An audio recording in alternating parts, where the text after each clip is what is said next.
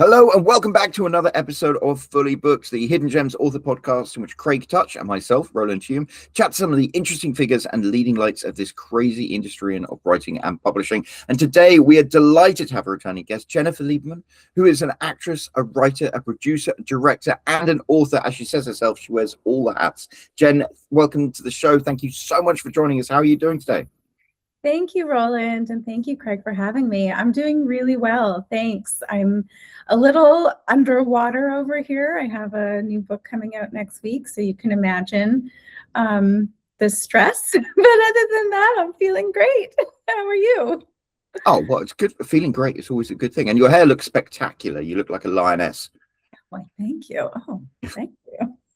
Now, of course, we wouldn't be here without the man himself, Craig Touch, the owner and founder of Hidden Gems and an author himself. How are you doing today, Craig? Doing well, thank you, Roland, and thanks for coming back, Jennifer. It's been quite a while, I think, since our last discussion, but this time we're talking about something different, and I guess it relates to the book you have coming out, right? So the new book is about theater production, about playwriting. What is it exactly? So it's independent theater production for the 21st century in 7 simple steps. That's the title. And it's basically that. It's intended to help frustrated writers and actors and creatives by providing them a roadmap in 7 steps of what you need to do in order to get a theater production from the page to the stage. Wow. Well, that is probably something that, I don't know how many people are looking to do that whole process from our readers, but they're definitely interested in the idea of writing the screenplay or the play, which is a little bit different. You know, there's different skills and different formats and different things you have to think about when you're writing a play or a movie or TV show versus a novel, right? So do you talk about that specifically in the book? Yes, I do. I talk about development. So step 2 is choosing material. Step 1 is always the goal, because when you have a very clear idea of what you want to achieve, you have a better chance of getting there. A lot of people want the opportunity to put their work on stage or perform in a play and get on stage. But if you don't really think about to what end, what are you trying to achieve? It's harder to gauge, what direction to go and how to be satisfied at the end. Because plays, let's face it, are not these huge money makers. And, once in a while, there's a play that really takes off and hits. For example, My Big Fat Greek Wedding, the movie, started off as a one-woman show, and same with A Bronx Tale. And my novel, my debut novel that ended up becoming a #1 bestseller, which is what we talked about last time I was here, was my one-woman show. Wow. So I adapted it from the stage to a novel. And yes, every single kind of medium is its own beast. Just like in authorship, writing a thriller is going to be very different than writing a rom-com, or writing a YA novel, right? Like each genre kind of has its own tropes and its own formula and things like that. So playwriting is its own kind of beast that's completely separate from screenwriting. And I would have to say the biggest difference is when you're screenwriting, that is a visual medium. And when you're writing a movie, if you can cut the dialogue and replace it with imagery, or even the actor can replace it with a look or an action, that's always going to kind of trump having to say more lines of dialogue. Whereas a play, it's mostly about the dialogue. So when you read a play, it's very dialogue heavy. And then when you read a screenplay on the page, it's very description heavy and dialogue light, if that makes any sense. But that does make a lot of sense. Yeah. Yeah, but you do not still have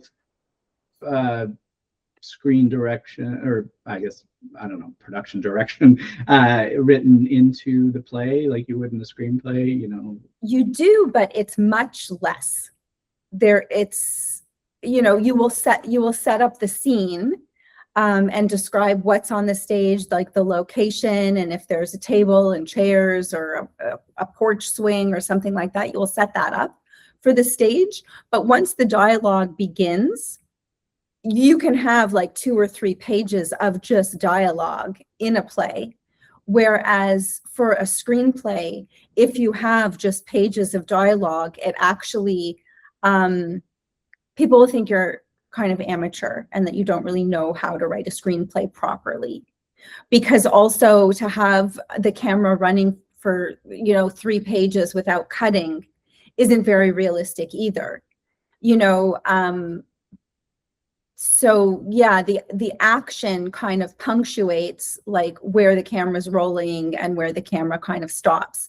And also when you're doing a movie, you're getting a lot of coverage, right? So you're shooting it from different angles. So you're getting a close up on one person talking, and then you're moving the entire setup around to get the camera, you know, from the opposite angle, getting the other person talking, and then you're going to be intercutting. So, so yeah, there's a proper screenplay format that's just very different. And then of course, writing a book, it's mostly description and very little dialogue. You know, and the beauty of a book is you can get inside people's heads and you can get really elaborate with painting a picture of what's going on. So yeah, they're all kind of different. And then even with screenwriting, writing a half-hour sitcom versus a 1-hour drama or procedural, as they're called, are also completely different formulas than writing a feature-length film. So everything is kind of a different entity in itself. That's very, I think so many people don't think about that. My son is studying screenwriting university, and it's one of those things. It's like the words on a page, as writers, we kind of take it for granted, and it's a very low barrier to entry, and you can have wonderful things. You read a book and it conjures up a movie in your brain, but to actually make a movie of that, there is so many more different elements that go into it that, you know, as writers, we don't even consider. Yes, yeah, exactly. And you know, writing for the stage, you have to be able to execute what you're writing on the stage, you know. And with modern technology, you know, we're getting to do a lot more fantastical things on stage. For example, I saw Back to the Future.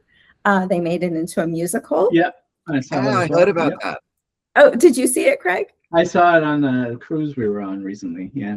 Oh, okay, great. So yeah, so you know, with technology, and you know, they actually had the DeLorean kind of flying at the end of the show. So you're able to do a lot more, but you'll never be able to do as much as you can do on screen, especially now with AI, you know, and motion capture and all of that stuff. You can really paint a fantastical world, you know, that's not really rooted in any type of reality. Right. Yeah. So, I mean, I haven't ever written a play, and I mean, I've written screenplay format stuff. And I don't even know if I've necessarily read a play, unless Shakespeare counts. But of course he counts. He's like the king. But yeah, okay. So I guess I'm thinking about in terms of how much direction is a play giving to the actors, or is it pretty much just, you know, here's the dialogue, figure out how your character is acting during the scene? Because in a screenplay, you are giving some, and you're not giving complete direction there either, but you are giving, you know, some. You're certainly directing some of the action and some of the settings and some of. But it sounds like in the play world, you're sort of leaving a lot of that up to interpretation.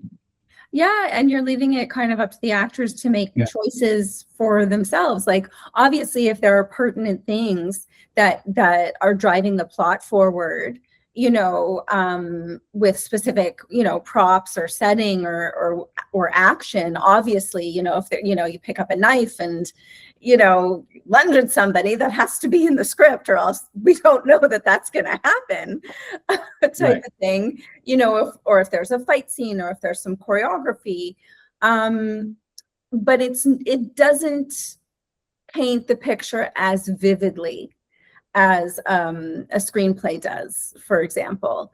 And the one of the biggest differences with a play versus a screenplay is development. So with a screenplay, chances are you will have a table read, you know, especially if you're a newer writer and you're still developing the piece, you know, you're still kind of working out the kinks and working out the dialogue.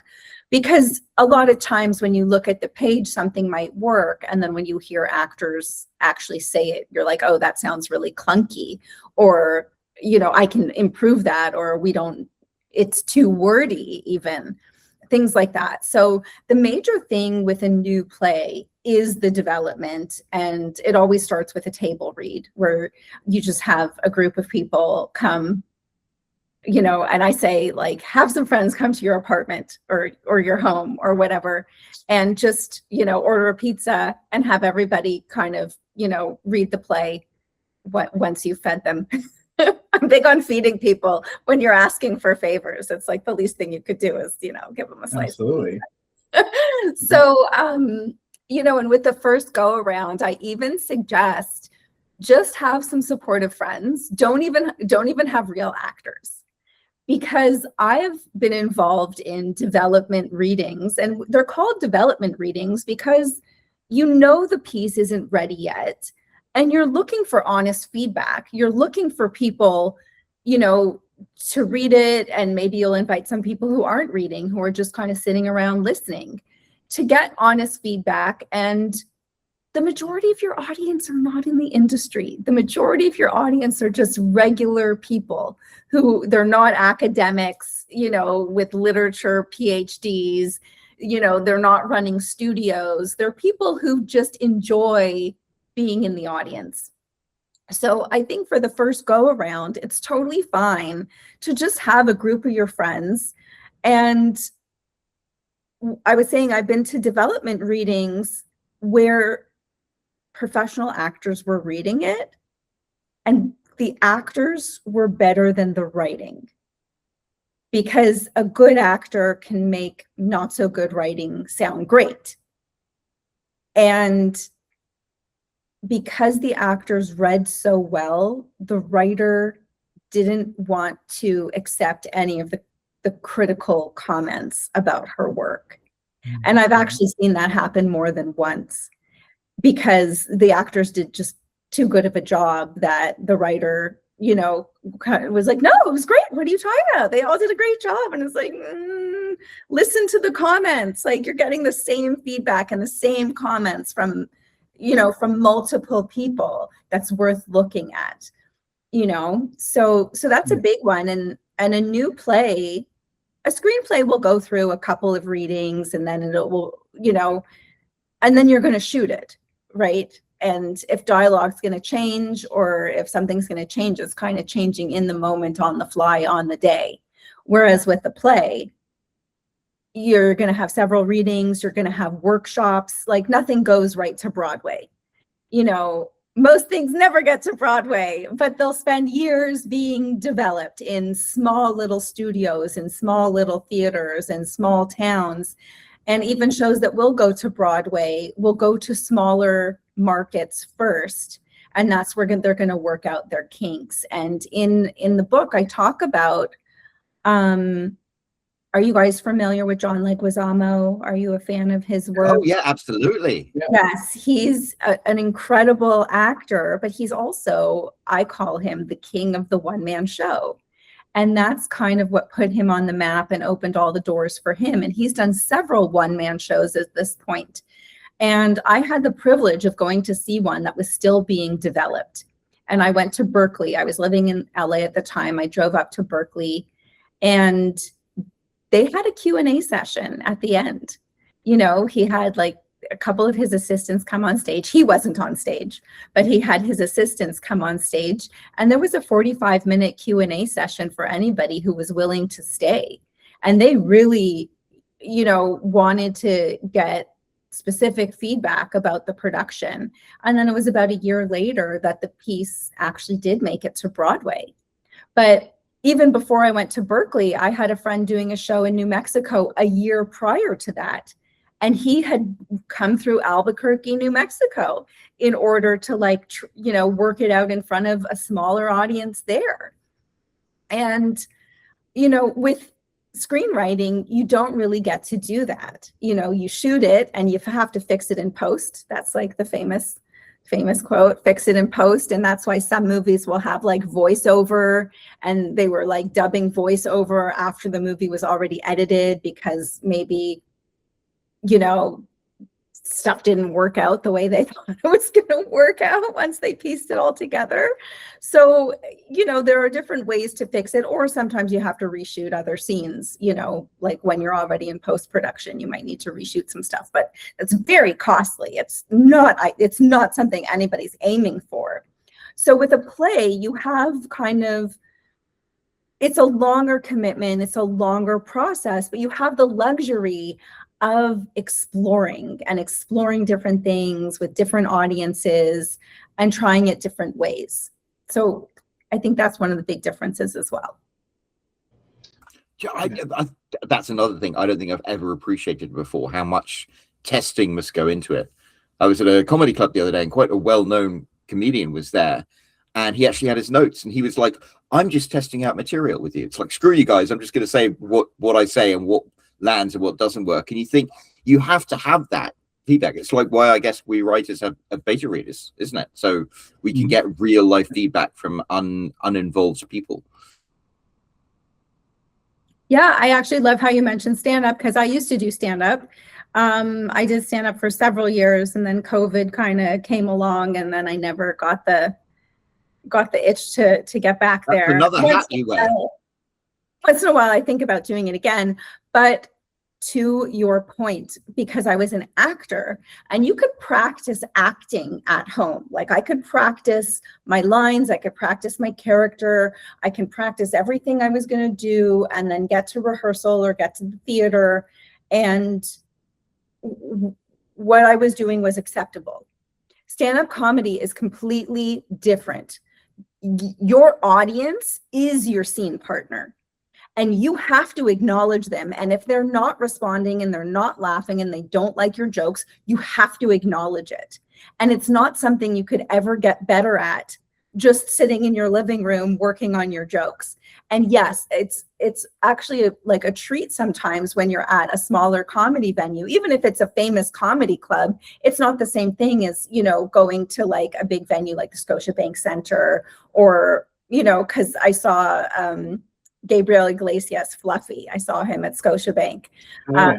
Who I love him, you know, and he can sell out that kind of a venue. And then I've seen Seinfeld at that venue, you know, but even these people that they can sell out these stadiums, when they're working on their new material, they're not going to do it at the stadium. You know, they need to go to like a smaller club and just kind of have their notes, and they might even be writing on their notes like this worked, this didn't work, or, you know, if they add a tag or if they do something else, they want to write it down right away before they forget it, you know. And when I was doing it, I would record everything on my phone.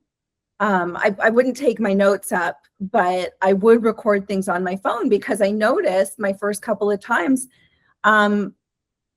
due to audience interaction and doing crowd work, I would come up with jokes that, you know, were just kind of on the fly and unexpected, and you didn't want to forget them. You know, it's like sometimes you find gold, but by the time you get off stage, you forget about it.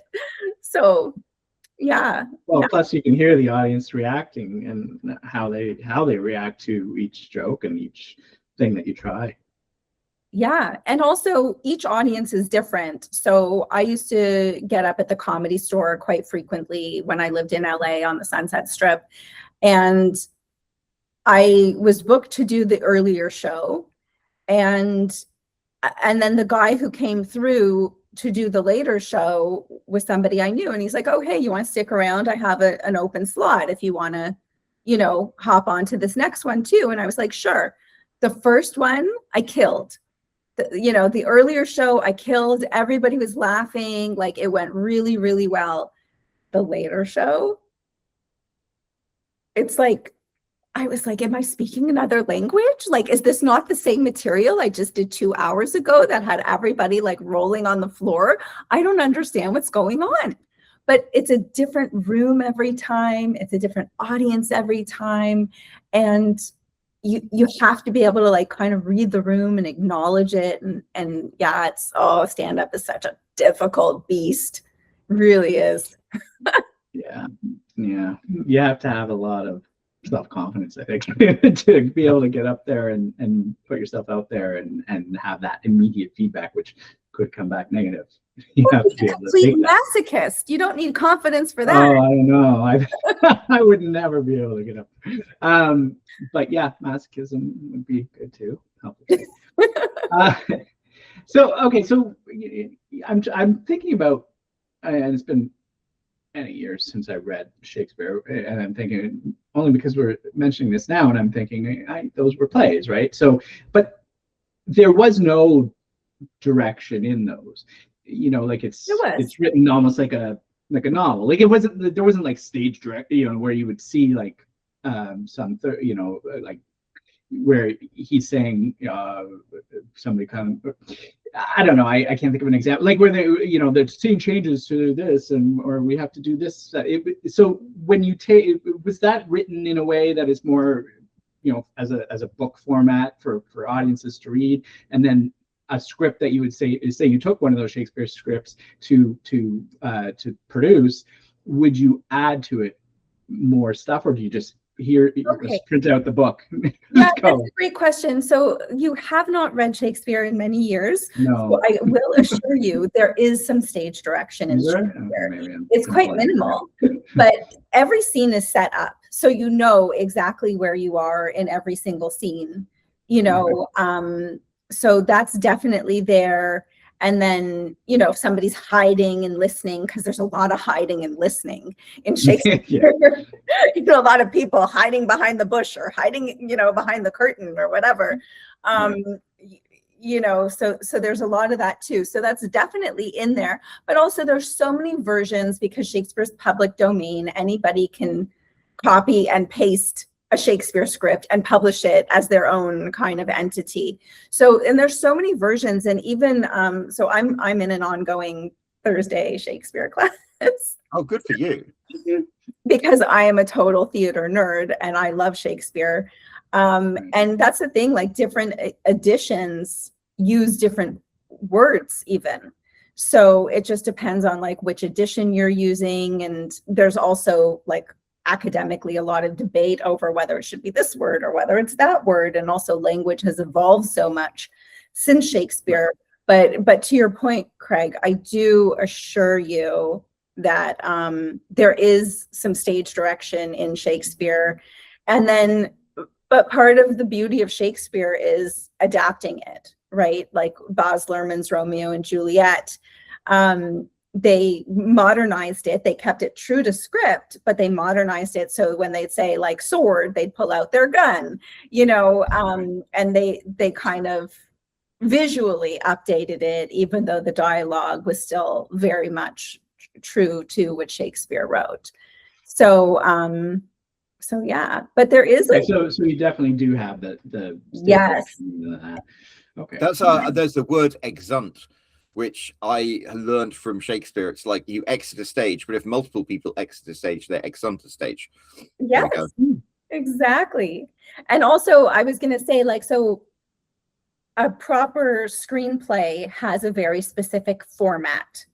spacing, and description is a certain spacing with margins, and then dialogue is a certain spacing, and then parentheses is a certain spacing. So plays have their own proper format as well. And then, are you doing a 1 act? Are you doing a 10-minute? Are you doing a 2 act? Are you doing a full 3 act play, which, they're pretty rare these days. Even a lot of Shakespeare plays don't do the full 3 acts unless you're going to like Stratford Festival or the Globe in England, or Shakespeare in the Park too in New York City. Because our audiences just don't have the attention span and the patience anymore. Like back then when Shakespeare was putting on the plays, like they were happy to sit there for 4 or 5 hours. They're like, oh my God, something to do, something to do. Exactly. And they're not on their phones, and you don't have to repeat things if everyone's paying attention. Nowadays there's just too many things to distract us, too many things out there that people are kind of antsy. But so I take my niece and nephew to theater. That's like my big thing. I enjoy taking them like on experiences as opposed to buying them stuff.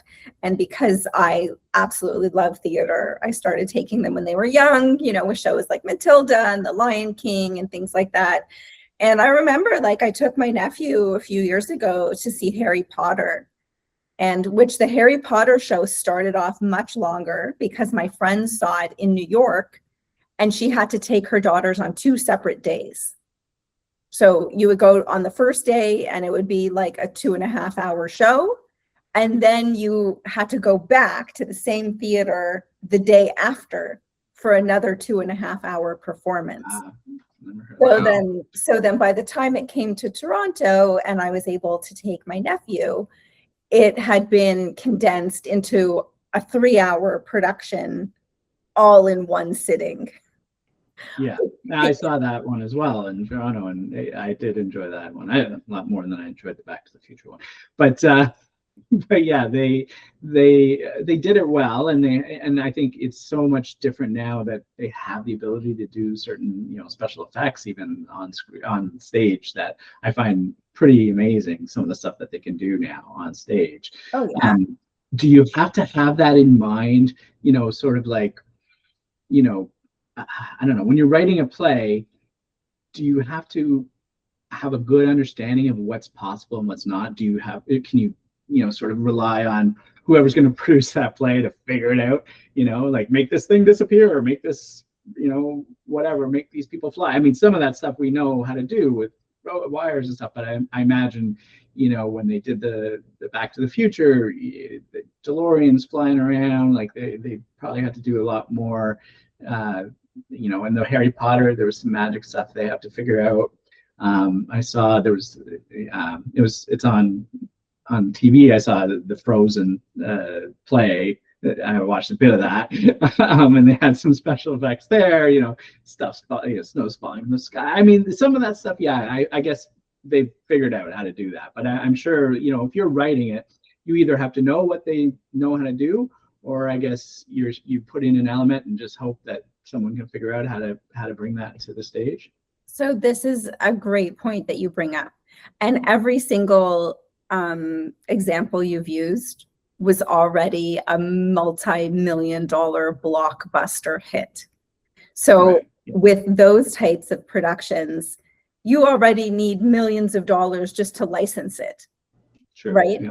So the scale of those productions is going to be extremely different than, even if you're a successful playwright and you've, kind of won a Tony here or a Pulitzer there, if they weren't big scale kind of blockbuster musicals that have been going on for, a decade or two and have toured all over the world, chances are you're not going to have access to those types of funds. So I feel like you can be shooting yourself in the foot if you're writing something like that, or that because you have those elements in it, the scale of your production is going to be much, much bigger. You're going to need tens of millions of dollars to put this production together, as opposed to tens of thousands or hundreds of thousands. And actually, that's one of the big things that I discuss in the book, and it has to do with your goal and what the material is, and then what is the scale of the production. You know, are you doing it? And that's the thing, even these big, you know, Broadway plays, yes, something like Back to the Future, yes, they're not going to put it in a 50-seat little theater, you know, but they are going to be workshopping it in a big Broadway house. And it's still going to cost hundreds of thousands of dollars to develop the piece and develop the set pieces and the technology. And they're going to have to test it out, you know, for a year or two before the play is ever going to be ready. So that's something you definitely need to keep in mind, because also you can grow an idea, but chances are you are going to be starting smaller if you're just a lone playwright, you know, who's just starting out. If you don't have, you know, a big blockbuster film or a Tony Award-winning play already under your belt, you're starting at a different start value, right? Like in the Olympics, certain apparatuses have a start value. Well, you're not starting at a 10, you know, your start value is like at a 2. So you kind of have to like temper it. And then also, I know a lot of artists, whether they're playwrights or screenwriters, that have their kind of like major big thing, but they know they're going to have to get like 2 or 3 other projects made and be successful first before that one will ever be on the table as a possibility, right? So it's not about dreaming smaller. It's about having a trajectory and kind of having a roadmap and having a plan of how you're going to get there. And in the book, I talk about, you know, like you can have a goal that is just one streamlined thing. Like, for example, when I did my one-woman show, I didn't know it was going to be a book. I had the one goal of trying to get an agent or manager or director to come and see me so they can hire me for more acting work. So that was the specific goal. Just a one and done kind of goal. But you can also have a goal that you want to get your play to Broadway. That's more of a 5 to 10 year goal than a 6 month to 1 year goal. And, you know, that's why I call my book like a roadmap, because, you know, you have to understand that there's certain milestones you have to hit, and there's certain trajectory of building momentum. You know, building momentum with colleagues, getting people on board, being able to raise funding, and then building your audience and building your fans, you know. So it's a long game. It's definitely a long game. You know, the writing process alone can take 1 to 5 years. It just kind of depends. Like, I have some pieces that, you know, from the time I got the idea until the time they were actually written was like a 5-year trajectory. You know, I have a couple of scripts that I haven't even attempted to start yet, because I know I haven't lived enough life to be able to write that, if you know what I mean. Yeah. You know, certain things. Oh, that's a good one. I like that. Yeah, certain things I'm like, okay, this is a great idea and this is something I want to do, but I have to live a little more life before I'll have the perspective to do this idea justice. Right. So when you think about a book, there is especially these days, there's like this very clear path of going from, you know, I'm done writing to selling it, right? You know, just pop it up onto KDP and you're done, right? But with and with screenwriting, I mean, you know, it's a harder process as well, but there are, you know, places you can go. You kind of know you have to sell it to a studio or get an agent or this and that, right? With a play, what is that process? Once, you know, it almost seems, especially when we're talking about it, it's like, why would anyone do this? No, but I mean, in the sense of like, you probably are not choosing as I'm now starting to work and I'm going to be a playwright as a realistic goal to start with. I don't think. You can correct me if I'm wrong, but it sounds like if you have no other income and no other experience and you just want to write, there is a path, and it doesn't mean you'll be successful, but there's a pretty good path of doing that as a novelist. But as a playwright, it sounds like, I don't know how you're going to pay your bills for years before you can do anything else. Well, that's the life of a producer, because the producer, it takes years, whether it's a play or a film, it takes years. So I have a feature film that I've been working on for a couple of years to get the team together and get the funding together and everything like that. And yes, you are not, it's all out of pocket expenses. So most artists need a side hustle, and most artists need a side hustle for a good amount of time. And a lot of artists, even when they get something steady, they're advised to keep their side hustle going for as long as they can, because you don't know how long that steady is going to be. Right. You know, like, for example, old network television, not streaming, but like the network television model is when you did a pilot, you would sign a 7-year contract. Because when you did a pilot, you had no idea if the pilot was going to get picked up or if it was going to be successful or not.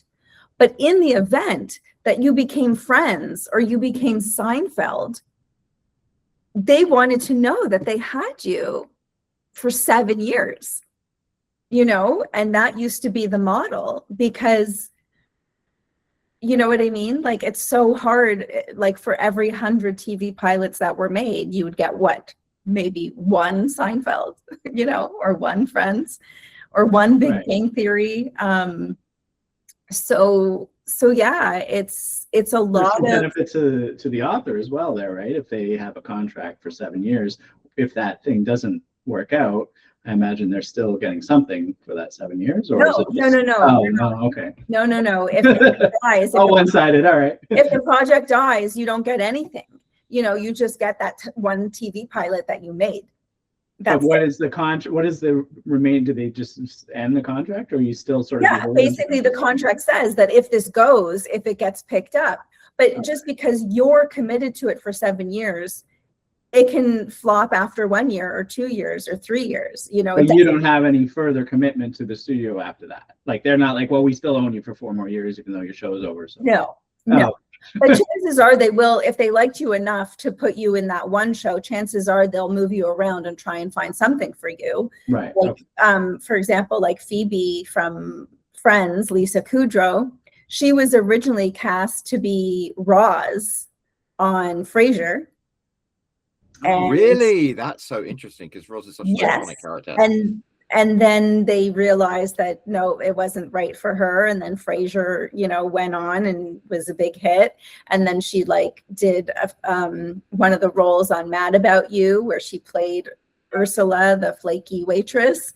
And then that ended up being her like twin on Friends. And then I remember that. The lore goes deep, doesn't it? Yeah, so that's the thing, because these were all NBC productions, you know, and NBC knew they liked her, knew they wanted to work with her. And and that's the other thing too, it's such a collaborative, whether it's theater or film or TV, it's so collaborative.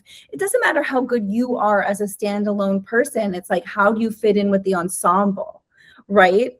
And like, yes, if you're Jerry Seinfeld, they will tailor the ensemble to fit around you, you know, but for Frasier, it was tailored to Kelsey Grammer, you know, and then Friends was like a true ensemble piece that none of them were like standalone stars, you know, when they all started the show.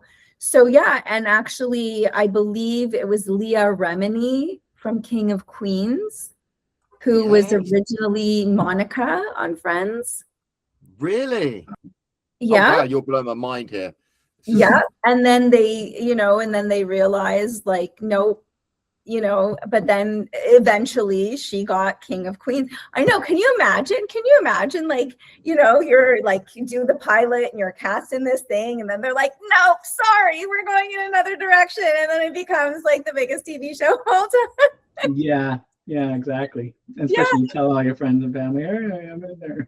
Well, that's why, like, even if you have like a few lines on a show, never tell anyone, because you don't know if they'll ever make it on the show. Like, so many friends of mine have like posted on social media, like, oh, check out, this, I'm gonna be on this, and then it airs and they're like, I was cut. You still got paid. Yeah, but also when I know. Yes. You got paid for one episode instead of 7 years of episodes. Yeah, and you want to see yourself. You want to use it for as one episode at a very minimal, minimum rate. Yeah. Whereas having the footage of that show on your reel is worth 10 times more. Right. When you're starting out, yes, once you've reached a certain level and you can command a certain paycheck, it's like, show me the money. Back to the Future, wasn't Eric Stoltz originally going to be Marty McFly, and they filmed half the film, and then they were like, this isn't going to work. Exactly. Oh, yeah. I don't think it was half the film. I think it was 2 weeks. I think it was 2 weeks of shooting. And they used him because Michael J. Fox was busy filming Family Tie. I know, I'm such a nerd about this stuff. Because, I listen to all the podcasts and watch all the interviews and stuff. So like, I'm such a nerd about it. Oh, and one of my favorite ones, because I'm a Seinfeld freak. Not only have I seen every episode, I have read every single episode of every single season of Seinfeld. So, that's commitment. Yes. Well, also studying my craft. Yeah. You know what I mean? Part of it is, but you have to be committed. Like, people don't just become great because they're like, I want to be, nobody sees the 10,000 hours that people put in. And part of being a great writer is reading great, whether it's great books, great scripts. So one of my favorite ones is Seinfeld was originally written without Elaine. Elaine was not a character on the pilot episode. And she's so important. She makes it. And she rounds it out, because otherwise it's very dude heavy energy. And so there was a woman, Lee Garlington, who I actually know. I know her from LA. She's an actress. And she was cast to be a waitress in the diner. And she was supposed to be like the reoccurring female character, because there's so much, especially the first season, so much goes on in that diner. They're always sitting in the diner. So she was going to be like the female character and kind of the fourth, regular in the diner. And she actually said something to Larry David about how they needed a female lead, that it wasn't going to work, that they needed a female lead. And and she got fired. She got fired for saying that to him. But that was probably the opposite of what she wanted to happen. Yes. But also she was being honest with him. And then the studio came back and said the same thing to him, that, they needed more female energy. And Larry had worked with Elaine on Saturday Night Live because he was a writer and she was a cast member. And he was like, I know the perfect person. I know who I want to bring on. And that's how Julia Louis-Dreyfus got brought into the fold. Yeah. But that's the other thing too. It's knowing the evolution, even something like Seinfeld, you can't imagine Seinfeld without Elaine. Well, they did. When they created it, they didn't even consider putting Elaine in there, but it was studio notes and responses, because they have focus groups too. I've been in focus groups where you go to the studio and you're sitting, in a screening room with a bunch of other people, and there's actually a dial next to you. And you could actually turn the dial to when you're getting bored, or when you're, not as into it. And then when you are into it, and actually in real time as you're watching the thing, which I blew my mind. I thought that was crazy. Because I know from big movies, they'll test different endings and things like that. Like Borat had 5 or 6 different endings that they tested with audiences. But yeah, it's, the way the process is just mind blowing. Wow. This is, I think we need to have you back just to discuss all of this stuff, because we could go down quite a few rabbit holes with this. Behind the scenes episode. Now, I was going to say, unfortunately, we're approaching the top of the hour, so we're going to have to start wrapping things up. But Jen, could you let everybody know where they can find more about you and more about what you do? Because you're such a fascinating person to follow. Awesome. Yeah, thanks. So my company and my website is makeyourownbreak.com. I live what I preach. Don't wait to get picked. You don't need somebody to choose you when you choose yourself. So makeyourownbreak.com, and you can get more info about me there and info about my forthcoming book that comes out next week. It comes out May 7th. So by the time this airs, it will probably be out. Independent theater production for the 21st century in 7 simple steps. And you can also find me on social media. I am most active on Instagram, and my Instagram is @IamJenLieberman. That is wonderful. Well, we shall make sure to pop a link down to your website down below. So if you have enjoyed everything that Jen has had to share with us today, make sure you scroll down there, click on that link, and go and check out her website and follow her on Instagram and all that good stuff. And while you're there, there's that big empty comment section. So make sure you leave Jen a comment and let her know how much you've enjoyed everything she shared with us today, including your favorite episode of Seinfeld.